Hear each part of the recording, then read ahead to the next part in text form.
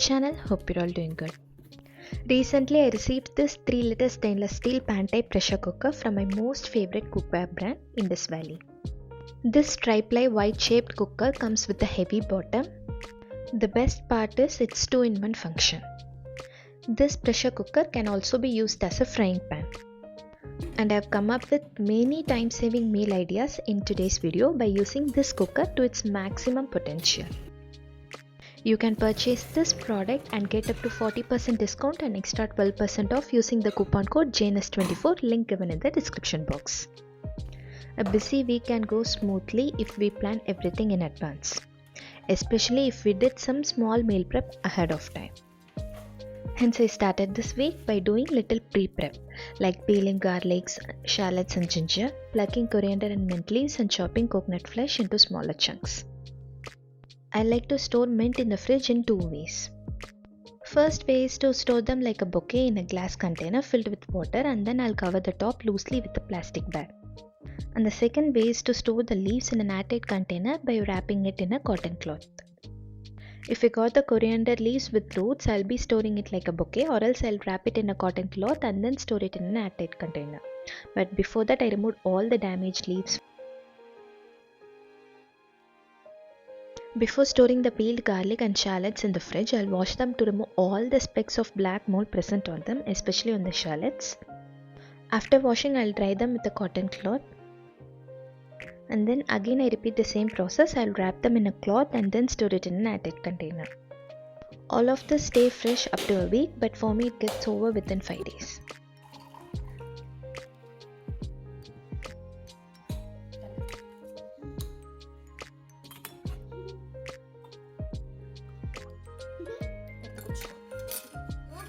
Storing coconut chunks in the freezer is helpful in many ways, from making chutneys to gravies. It will stay fresh up to 3 months, but I'll complete all of this within a week. I love to grow herbs along with my houseplants in my balcony. But due to lack of proper sunlight, I couldn't grow herbs throughout the year, and only during the warmer season they survived. So the thought of artificial lighting crossed my mind. So I decided to build a small setup by next year starting. And other than proper lighting, plant needs a healthy soil mix. And I came across this geomanure. Currently the soil mix in my pots is completely dry and a proper conditioning has to be done. I'm going to add some geomanure to these pots first. The instruction on the packet says that for an 8 by 8 inch pot we need to mix 250 grams of manure. Also it says that this geomanure makes the soil porous and increase its fertility. First I'm planning to plant some mints and a spring onion. Spring onion easily survives for me, but the mint will struggle a lot. This time my hopes are high since I've used this geomanure. I'll share my results and more about this manure in another detailed video. Now coming back to my meal prep. Monthly once I prepare spiced lentil powder, and I choose the ingredients in such a way that they go well for both idli, dosa and as well as for rice. And this time I am going to prepare 2 types of powders. The first one is Pirandai podi. It is packed with vital nutrients such as calcium, magnesium and vitamin C that are essential for overall health and especially good for bones. Before cleaning them, I smeared my whole hands with coconut oil, and for extra protection I wore a gloves as they can cause severe itchiness. Then I start cutting them into small pieces by removing all the knots. Then using peeler I removed the outer skin and the fibers present at all the 4 corners.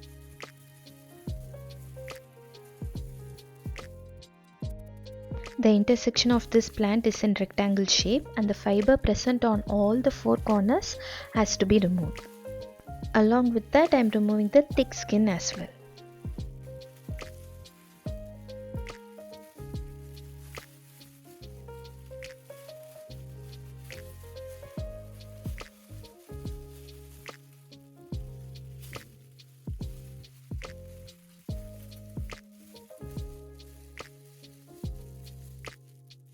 Once it's done, I'm chopping them into smaller pieces.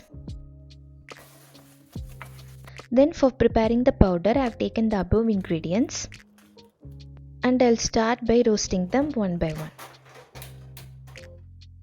First I started roasting the chana dal until golden brown, and it took me 2.5 minutes approximately. Next I roasted urad dal and it took me 2 minutes to reach golden brown color.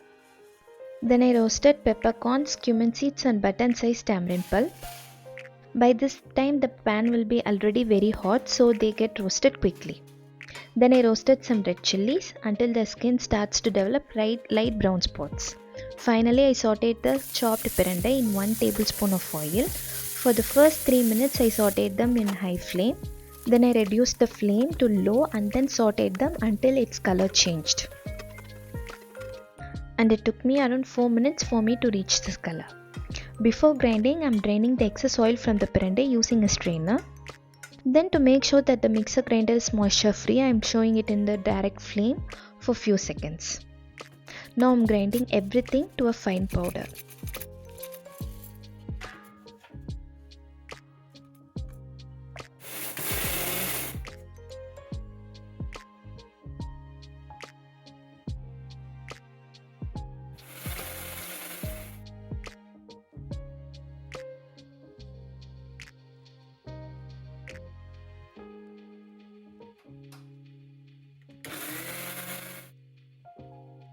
To this ground powder, I have added salt to taste and 1/8 teaspoon hing. Once it's cooled down, I am transferring it to an airtight container. Then next I am going to prepare curry leaves lentil powder. First I started by washing the curry leaves thoroughly in salt and turmeric water to remove all the germs and dirt present on it. Then I spreaded it on a large plate and placed it directly below the fan for a quick drying.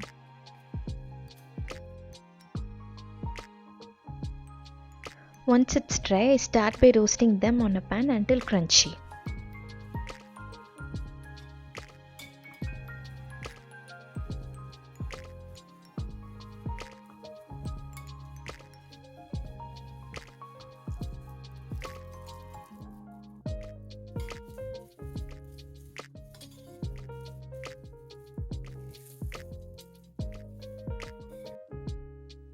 Once it's done, I am roasting the urad dal and chana dal until golden brown.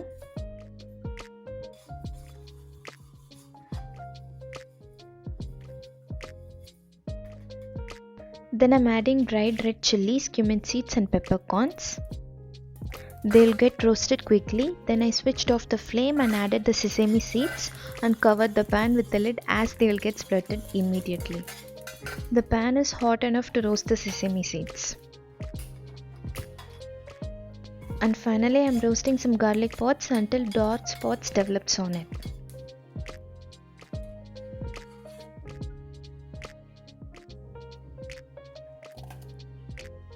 Once everything is completely cooled down, I am grinding them into a fine powder.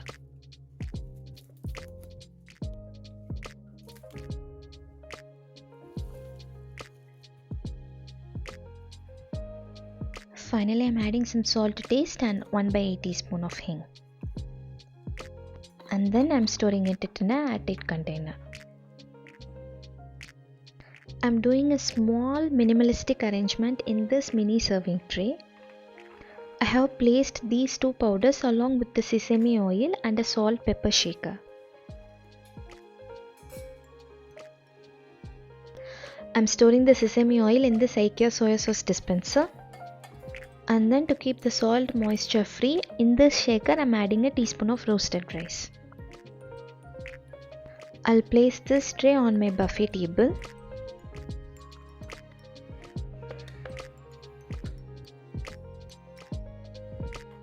When I'm having breakfast, I can move this to the dining table. Adding oil from this dispenser to these podi while eating really works well.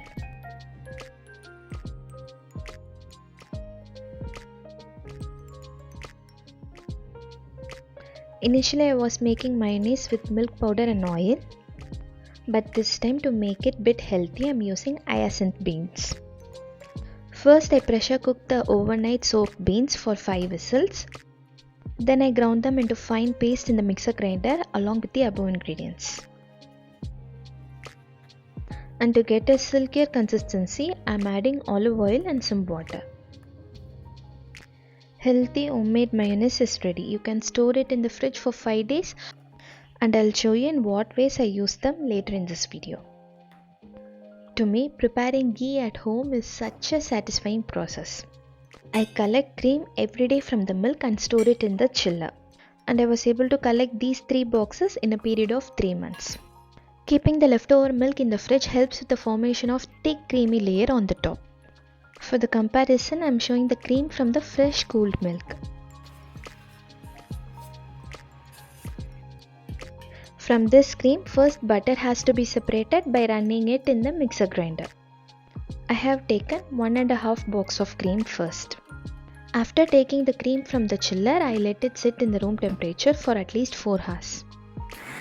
I start by giving a 3-second pulse. Adding a little bit of water makes the running easy. The first stage is whipped cream.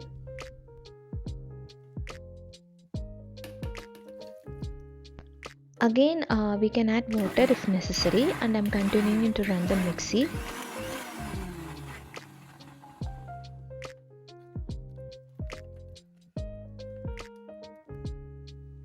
Adding a spoon curd to the whipped cream helps the butter to get separated immediately.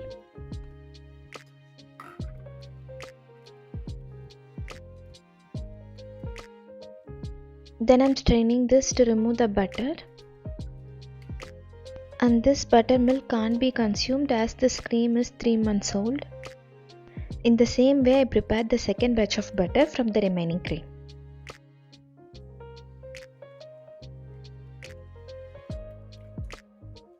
Using this scraper, I am gently pressing the butter to remove the excess moisture present in it. And I couldn't stop myself from talking about this scraper. It really saves me from washing my hands again and again in this winter season. Now it's time to make the ghee. I'm adding the prepared butter to this wide round bottom pan. First I'm keeping the flame in high. And then I'm breaking the big ball of butter into smaller chunks using the scraper. Once the butter becomes hot, a lot of froth will start to appear, and at this point I'm reducing the flame to low. And adjacently I'm going to prepare paneer with the leftover milk. If you have seen my older videos, you will know why. After squeezing the lemon to the heated milk, milk will start to curdle and solids will be formed. Then I'm straining this curdled mixture to remove the paneer from the whey water. And to remove the excess whey water from the collected paneer, I'm placing this heavy mortar on it. And now coming back to the ghee. Most of the froth has been evaporated.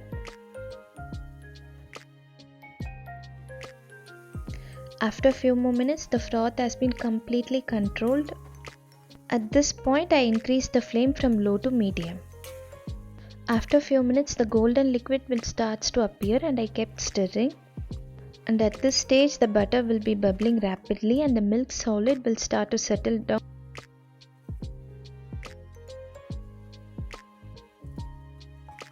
In the final stage, the bubbles got reduced significantly and all the milk solids settled down at the bottom.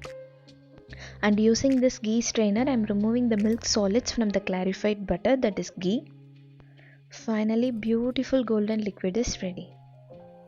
Now to this kadai in which I prepared ghee, I am adding 2 cups of wheat flour and adding the whey water. The extra ghee sticking on the kadai and the warm whey water helps to make a super soft chapati dough. I religiously follow this routine whenever I prepare ghee. Now the dough is ready. Also the sticky kadai is almost cleanly wiped and this dough can be stored in the fridge for up to 3 days. Next I'll be sharing the easiest way to grind the idli batter. Maybe some of you are already following this method. Come, let's find out. I have taken 4 cups of idli rice and 1 cup of urad dal. I washed both of it thoroughly for 4 times. Then I added clean drinking water to the washed rice and urad dal mixture along with 2 teaspoons of fenugreek seeds. And I let it to soak overnight by placing it on my kitchen countertop. Next I have taken 1 cup of poha. First I washed it well and soaked it in a clean water. Since it is double pressed poha, they will become soft quickly. This poha is the key ingredient to make the idli super soft. The rice and urad dal are ready to be grinded. I purchased this grinder from Amazon 4 years ago, so far it's working great.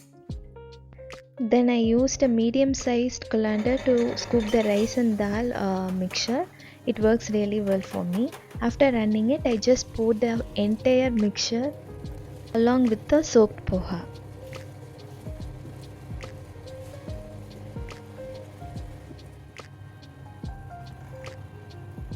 Some of the urad dal and rice will get deposited behind the wiper provided in the grinder.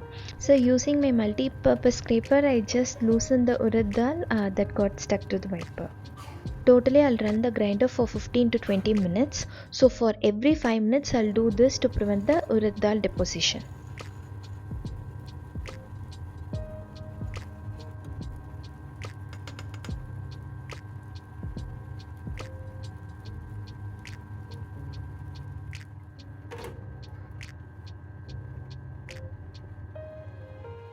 After 15 minutes I switched off the grinder.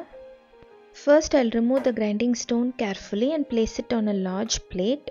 Then I carefully lifted and tilted the drum to pour the batter.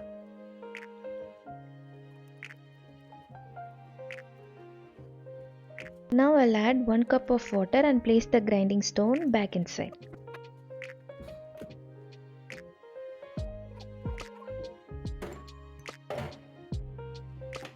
And I'll run the grinder for a minute. Next I'll clean the circumference of the drum by placing the scraper like this, and the excess batter sticking to the drum gets collected to the bottom automatically. Then I'll pour this diluted batter to the remaining collected batter. Allow this to ferment on the countertop till evening, and for the dinner we will have super soft idlis. And another important thing is I never touched the batter with my bare hands. Our body temperature can speed up the natural fermentation process, which can lead to a very strong sour smell. And as a result, the dosa batter can go sour within 5 days even if we store it in the fridge. And some can argue that we shouldn't store dosa batter for more than 3 days. But that's wrong. We can consume it for up to 10 days unless it doesn't taste sour. This is by far the easiest method to grind dosa batter, especially for a lazy person like me. Just look at this, how beautifully the batter has been aerated even in this cold Bangalore weather. And I add salt to the batter after the fermentation process. After adding salt, I mix well and keep it inside the fridge immediately.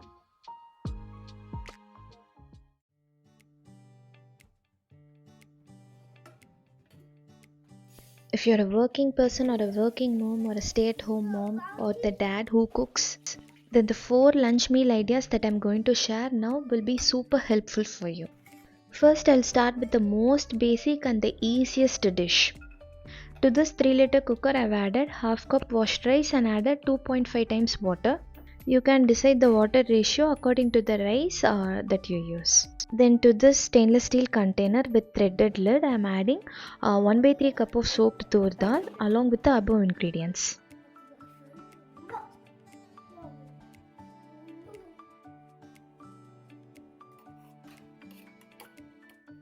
I am adding water to it by leaving 1/2 inch gap on the top and then sealing the lid. And then I am placing it inside the cooker along with the rice.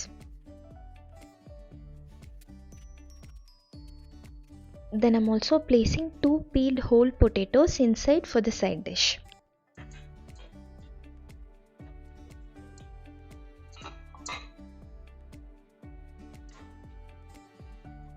Then I am going to cook them in high flame for 1 whistle, then switch to low flame and continue to cook for 5 to 6 minutes.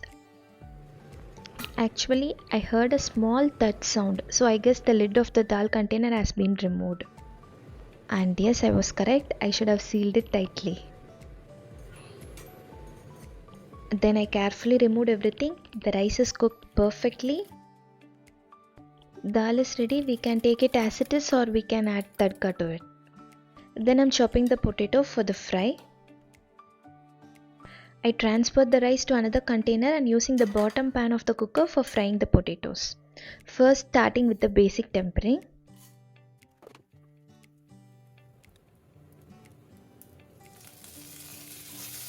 We can skip the onion if we want to make the dish even more simple. These extra steps can be always skipped based on how busy we are on that morning.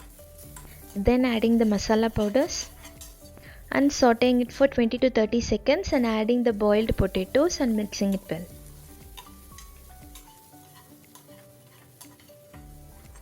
potato fry is ready.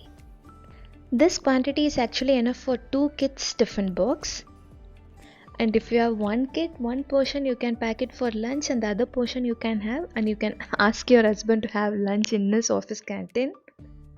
Then third case, only married, no kids, then you got it covered for both you and your partner. I have this small jug dispenser like container. I use it to melt ghee. It's very handy for melting smaller portion of ghee and very convenient to pour.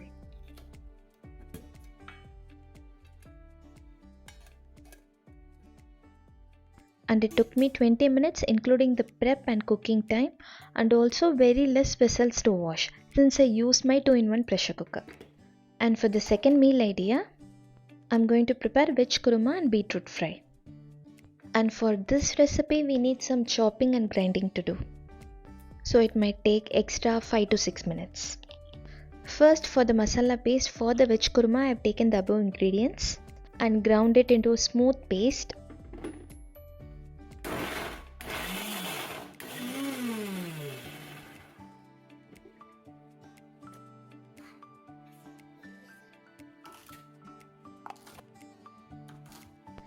Then I'm chopping beans, carrot and potato for the kurma. Here I'm going to try double pot in pot method. In this small tiffin box, I'm adding the masala paste, salt, 2 teaspoons of garam masala and the chopped vegetables and closing it tightly. Then I'm chopping the beetroot into 4 pieces. In this pot I have taken half cup rice with 2 times of water. Then I'm placing a deep plate on top of this pot and over it I'm placing this steel box. The actual plate of this pot is this, but since I couldn't close the cooker, I have chosen this deep plate. Plus also I made sure that there is enough gap between the water and the bottom of the plate. Outside I'm placing the beetroot pieces. If we use the containers that we already have in a thoughtful way, we can come up with many such pot in pot stacking method. As usual, 1 whistle in high flame and 5 to 6 minutes in low flame.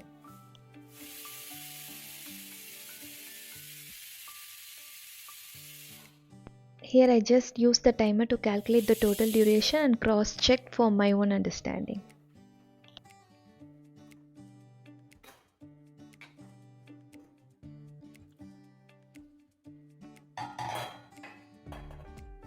A little bit of rice has spilled out, but that's okay.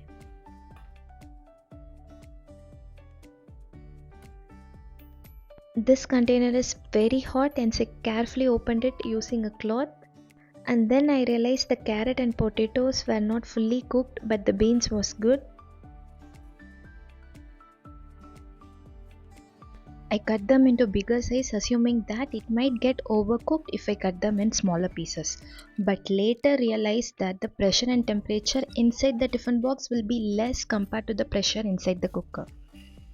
I don't know if I make any sense. The bottom line is the vegetables that we keep inside the tiffin box have to be cut into smaller pieces, that's all. Then I made the beetroot fry similar to potato fry minus the onions. Then in the same pan I'm going to make kurma. First, to a tablespoon of coconut oil I'm adding the above all spices. Then I'm sauteing the potato and carrots until they are fully cooked. Then I'm adding the beans along with the masala paste. And I washed the mixer jar with 1 cup of water and added to it. You can also adjust the consistency by adding some more water if needed. And then I let it to boil. In the meanwhile, I'm cooking eggs in this egg maker. Veg kurma rice, beetroot fry and a boiled egg is such a wholesome meal.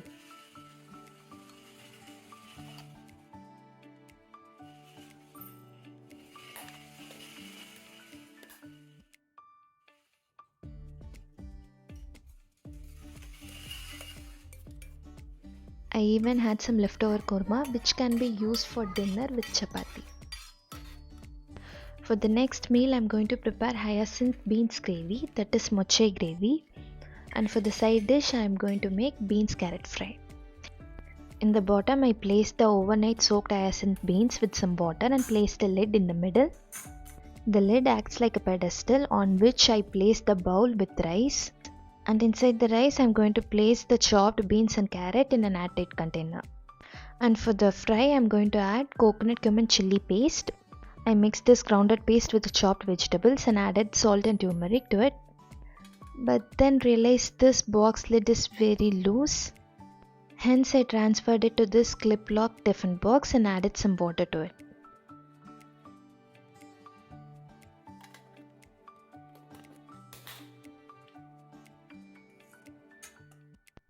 Place the cup inside and then place the box over it and sprayed some oil to prevent the overflow of rice outside the bowl. Again, as usual, 1 whistle in high flame and 5 to 6 minutes in low flame.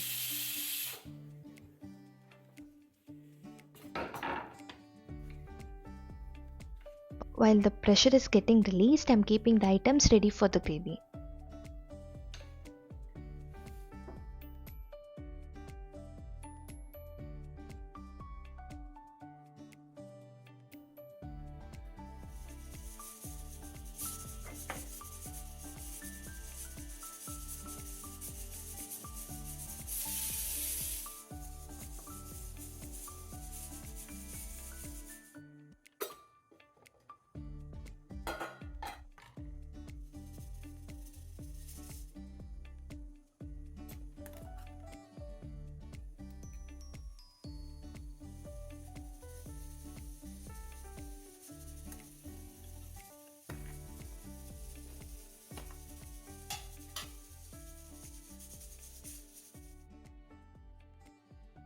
Now in this bottom pan, I'm going to prepare the gravy. Started with the tempering. Then I added garlic and chopped shallots, fried until glossy, and then added the chopped tomatoes to it. I mashed it a little with the ladle and added some water and then added the above masala powders.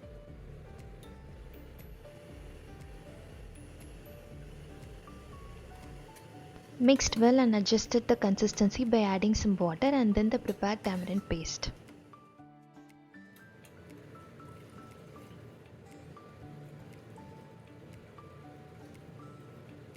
And then I added the beans and let it to boil. And finally, for the thickness, I added the rice flour slurry. The gravy is done.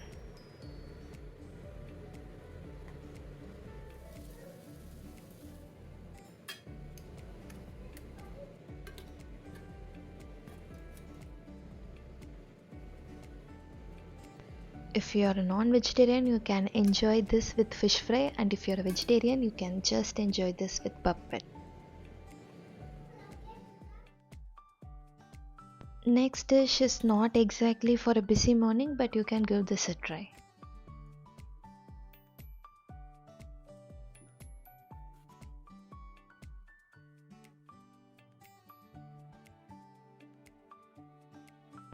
To 1 spoon of ghee, I added a teaspoon of fennel seeds, clove, cardamom, chopped onion, garlic and ginger. Once they are fried until golden brown, I'm adding the chopped tomatoes and adding some cashews and a roasted dried red chilli.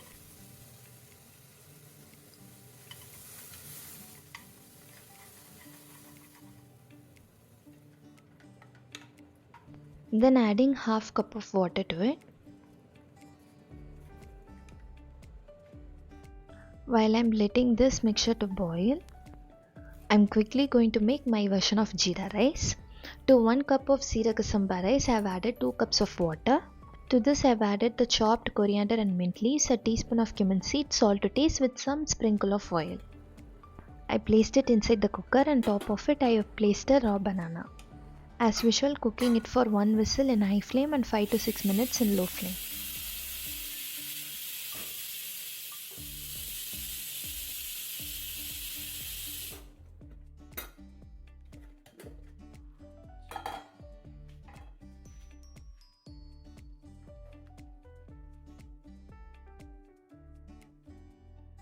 A little bit of rice is spilled out, but that's okay. since I'm going to grind this into a smooth paste. Then I'm going to mash this boiled raw banana, and I'm going to grate the homemade paneer that I made the other day.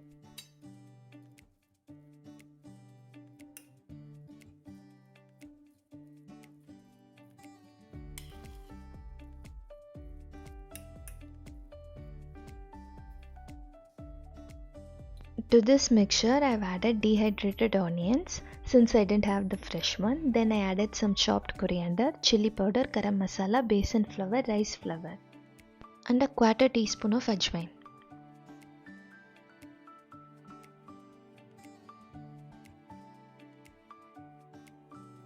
I mixed everything together with a splash of water and made small balls out of it.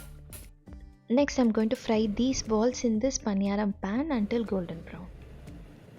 While it's getting fried, I'm going to ground the base paste.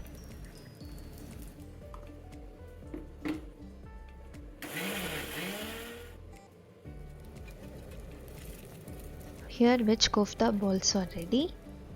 And now let's make the gravy. To this bottom cooker pan, I'm adding a spoon of oil and some whole spices and then the ground paste. I adjusted the consistency by adding water and let it to boil. Once it's ready, I toss the kofta balls inside.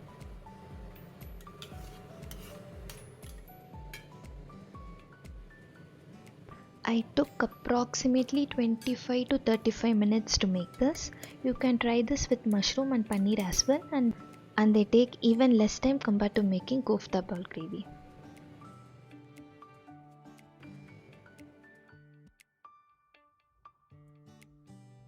Then I tried cooking mushroom pasta in this pressure cooker.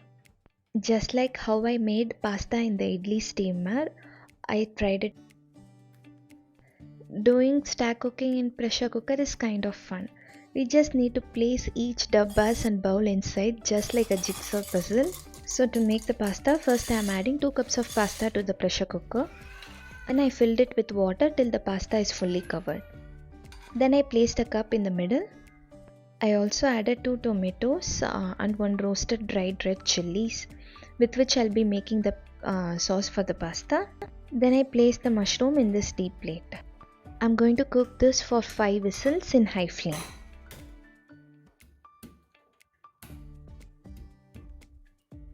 In the meanwhile, I'm thinly chopping capsicum, onion and garlic.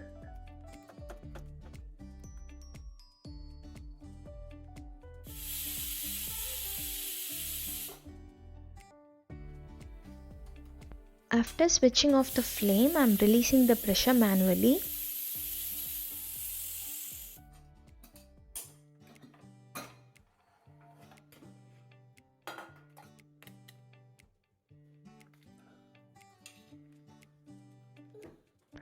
I'll strain the pasta and reserve the water for later use. Now in this bottom cooker, I'm going to make the pasta sauce. In a tablespoon of butter, I started by sauteing garlic onion until golden brown. Then I added the capsicum and allowing it to cook for some time. In the meanwhile, I'm quickly grinding the tomatoes and the red chilli. And to this, I'm adding the cooked mushrooms, prepared sauce and the reserved pasta water.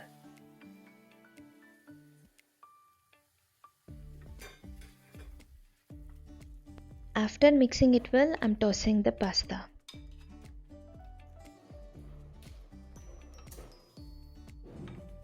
And finally, I'm adding all the necessary seasonings. Simple pasta is ready. Next, I'm going to try chapati wrap. For the stuffing, I'm going to use roasted broccoli and baby corn. In the cooker pan, I've added 1 tablespoon of oil. Then I added the thinly chopped broccoli and baby corn along with some salt to taste. Then I added quarter cup of water and closed the lid for 2 minutes in low flame without whistle. The broccoli and the baby corn is roasted nicely. They are tender as well as crunchy. Then to this I'm adding turmeric, pepper powder, chili flakes and dried herbs and sauteing it for a minute.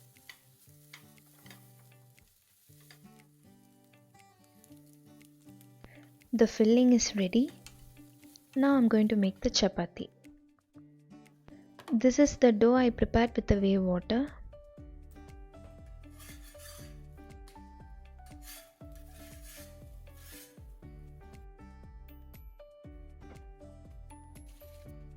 I'm just happy to see the chapati puffing up.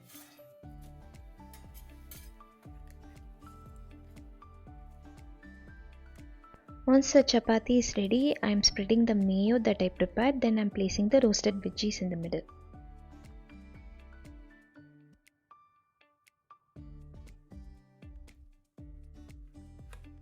Yummy and nutritional chapati roll is ready. Then I have these two mini idli plates. After filling it with batter, I am going to place it one above the other in the cooker and steam it for 5 minutes.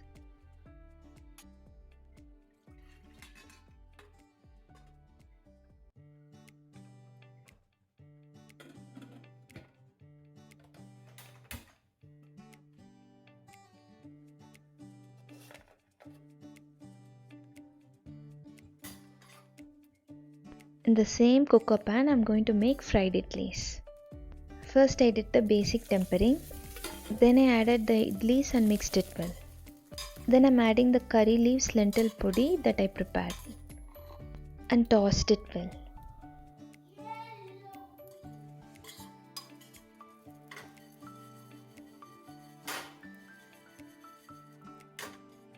Fried idli is ready. We can never go wrong with this recipe.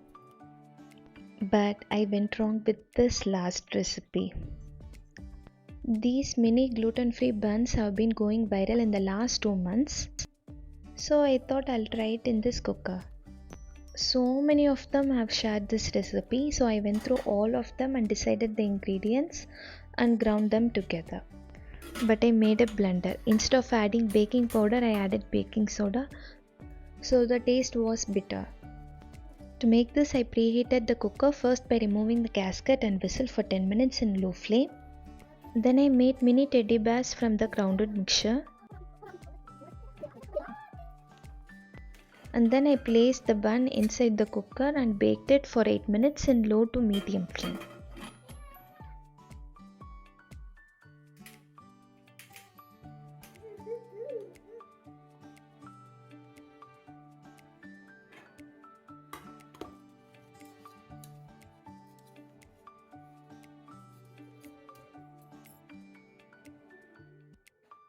The texture was great and they were really soft, but the taste was bitter.